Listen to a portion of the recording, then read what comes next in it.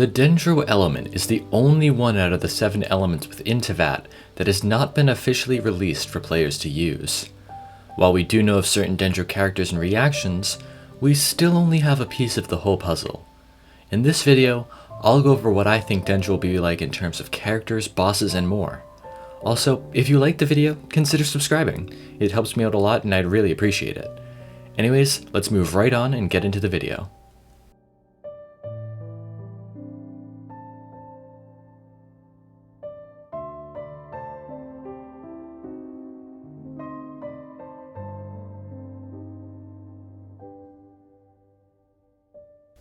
Let's begin by going over the elemental reactions with Dendro that are currently in the game. There's actually only one, and it's burning.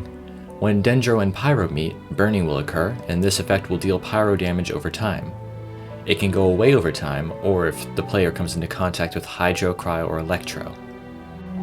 Now let's get into the reactions for the other elements. Dendro is a weird case among the elements, as it is the only one that represents something that is actually living. Still, I've come up with a few ideas for its possible reactions. For Anemo and Geo, I believe we will be getting Dendro Swirl and Dendro Crystallize reactions. I think it would just make sense to continue this trend, as plants can be picked up by the wind or crushed by a rock. For Electro, I believe we'll get something similar to the Overload reaction, which deals a massive amount of damage at once. I'm going to call this reaction Insulate, as when lightning strikes grass, it insulates it and prevents it from spreading too far. I believe it would deal electro damage, but only to the enemy or character affected by it, not AoE damage. For Hydro, I think we could get some sort of slowing effect. I'll call this effect Overgrowth, and what it will do is make vines rapidly grow, slowing down enemies or characters.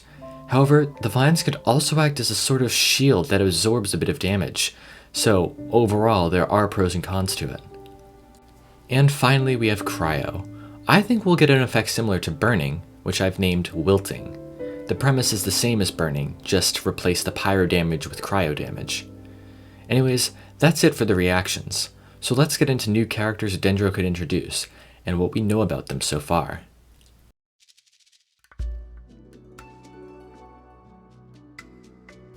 First up, we have the owner of Liyue's Boo Boo Pharmacy, Baizhu.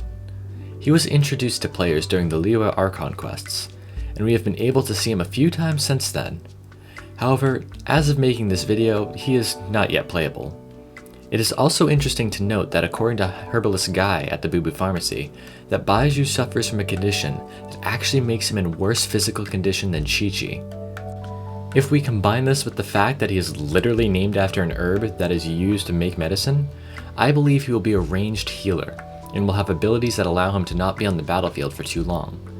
Now, I don't mean to continue making every character I speculate on a catalyst user like I did in the slime theory, but yes, I believe he will use a catalyst, as his condition may prevent him from wielding any other weapon effectively.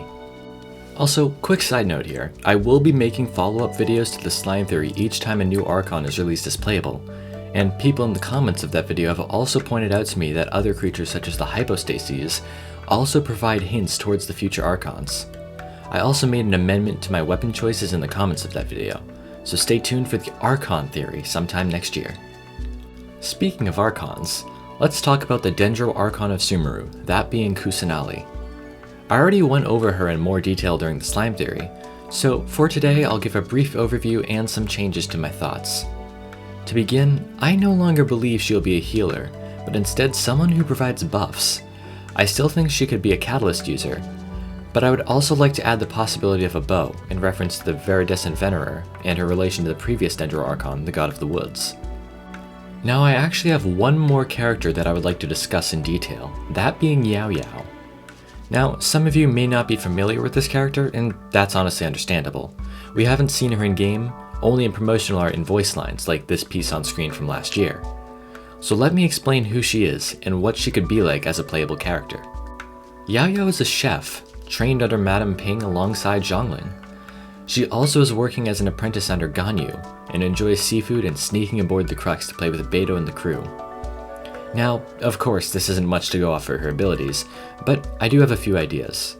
If Madame Ping taught Yao Yao how to fight like she did with Zhongling, It is possible she may also use a polearm.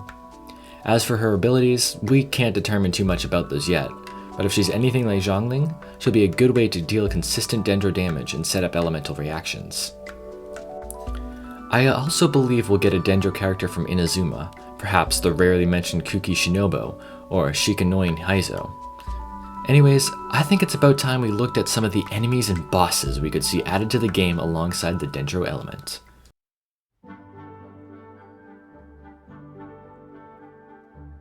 To begin, I'd like to say that I think it's inevitable that we'll get Dendro variations of the enemies we already have in game, including Hilichurls, Lawachurls, Abyss Mages, Whopper Flowers, and even the Fatui. When Inazuma released, we got a lot of Electra-based enemies, so I think the same will happen when we get to the Chasm or Sumeru. I also think we may get a new type of Dendro enemy exclusive to Sumeru altogether, much like the Viships in Liyue.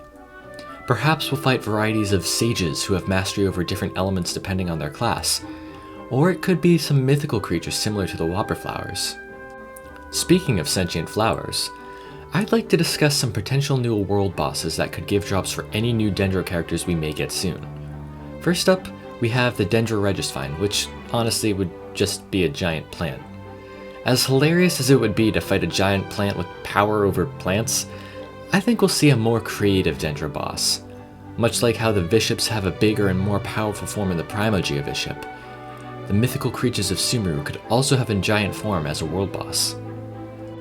Now, there is one last potential world boss I'd like to go over, and it's also the one I believe will most definitely happen eventually.